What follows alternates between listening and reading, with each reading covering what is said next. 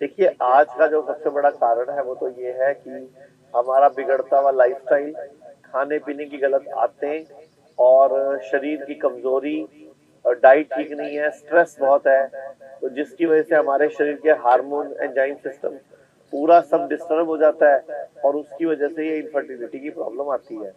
और देखा जाए तो प्रकृति जो सृष्टि है, हमारे जो पाँचों तत्व हैं, जो हमारी मतलब सृष्टि चलाने वाली हमें, वो खुद उस टाइम प्रेगनेंसी नहीं कंसीव कराती जब उसको लगता है बच्चा स्वस्थ नहीं हो सकता, मतलब बच्चे को कोई प्रॉब्लम है तो सृष्टि खुद भी गर्भ गिरा देती है कई बार। तो हम लोग सबसे पहले बात करते हैं बीज शुद्धि की। बीज शुद्धि मतलब होता है कि जैसे कि एक बीज जैसे स्पर्म और ओवम, इसकी शुद्धि। तो सबसे पहले हम बात करते हैं बीज शुद्धि। बीज शुद्धि से शुरुआत होती है। उसके बाद फिर हम करते हैं गर्भ शुद्धि, जो हम आयुर्वेद में करते हैं, पहले बीज शुद्धि फिर गर्भ शुद्धि। फिर हम करवाते हैं गर्भ धारण। गर्भ धारण के बाद फिर हम कहते हैं गर्भ संस्कार, कि गर्भ के अंदर ही बच्चे को भी संस्कार मिले और माँ भी संस्कारी रहे। और फिर हम बात करते हैं बाल संस्कार, कि बच्चों के कैसे विचार हो, आहार हो और उनका जीवन जीने का तरीका कैसा हो। आज मॉडर्न पैथी में ना आईवीएफ बहुत चल रहा है, तो मैं आईवीएफ के बारे में बताना चाहूंगा। आईवीएफ के अंदर क्या होता है कि बच्चे जो आईवीएफ से पैदा होते हैं ना, उसमें आजकल हार्ट डिफेक्ट बहुत ज्यादा हो रहा है, मस्कुलर स्केलेटल डिजीज बहुत ज्यादा हो रही है, सेंट्रल नर्वस सिस्टम मालफॉर्मेशन बहुत ज्यादा हो रही है। और सबसे बड़ी बात, पहला आईवीएफ जो है ना, उसका सक्सेस रेट जो है वो 25 से 30% ही है, यानी कि बहुत ज्यादा सक्सेस रेट कम है इस आईवीएफ का जो मार्केट में समाज में चल रहा है। तो आप देखिए मेरे साथ यहाँ पे योगा क्लास चल रही है और सुबह सुबह के उगते सूरज के सामने ये लोग अलग अलग तरह के आसन कर रहे हैं, सूर्य नमस्कार और बाकी तरह के आसन।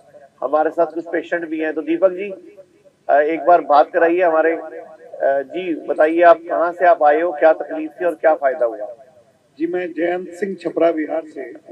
मुझे सीकेडी की प्रॉब्लम है और मैं 18 तारीख को आप आने के बाद एक उम्मीद थी, डॉक्टर लोगों का कहना था कि और डायलिसिस ही एक इलाज है, कारण कि मेरा उस दिन क्रिएटिनिन 12 था और यूरिया 200 के ऊपर था, यूरिक एसिड भी 10.5 था। यहाँ आने के बाद जीना कैसे जिया जाए, क्या खाया जाए, कब खाया जाए और कितनी मात्रा में खाया जाए, ये समझ में आई। और जो आज़ादी आपके यहाँ इस प्रांगण में है, ऐसा हॉस्पिटल दुनिया का अद्भुत इकलौता हॉस्पिटल।